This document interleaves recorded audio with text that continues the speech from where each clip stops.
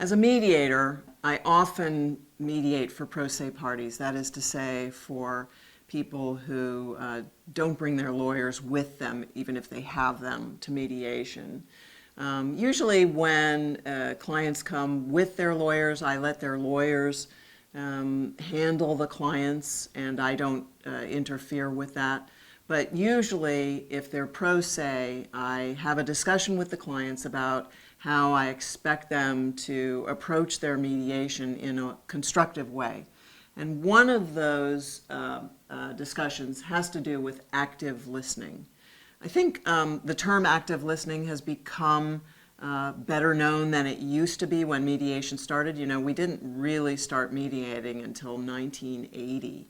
And so mediation has only been around for 40 years. The concept of active listening is somewhat younger than that, but active listening can be extremely helpful in a mediation process. So I first discuss with the clients how mediation differs from litigation, and I have a poster for that. And then I move into this active listening idea, which is mostly the idea is use I, not you. So talk to people in a way that doesn't make them defensive. If you use you did this, you did that statements, then that just makes the other person defensive. People will often counterattack or they might withdraw if you do things like that. Instead, use I statements. So not you made me feel, but I feel. And that will help facilitate your mediation process.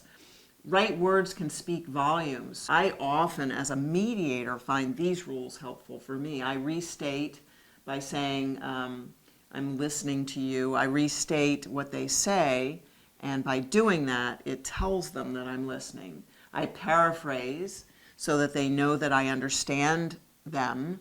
I summarize, so again, I'm telling them I hear what you're saying. I reframe, so I'm restating their words, but in a more neutral way so that the other side can hear them better.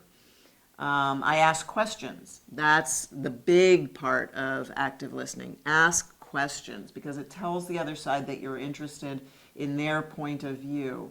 If you verify, it tells them that you're concerned about their answers. We avoid the words always and never because those are so absolute. Someone's always going to find an exception to an absolute.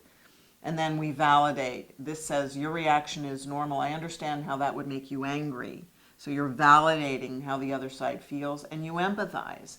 When you empathize, you're saying to them, your feelings matter in this room. If I were in your shoes, I would feel the same way. And then how do they behave? How do you behave in a mediation in a way that facilitates, greases the wheels, gets the mediation moving along onto the right tracks? So your actions speak even louder than your words. You maintain eye contact. You gesture appropriately. You smile appropriately. You verbalize appropriately. You mimic the speaker's facial expressions. I don't know if you realize this, but often when two people are talking and they're really, really communing with each other, they look alike. They mimic each other without even realizing it. And so you mimic both the speaker's facial expressions and also their body language. If they're sitting a certain way, you tend to sit that way too if you're really communicating with them. And by doing that, you're letting them know that they are getting their ideas across to you, that you are understanding where they're coming from. And that's what mediation is all about.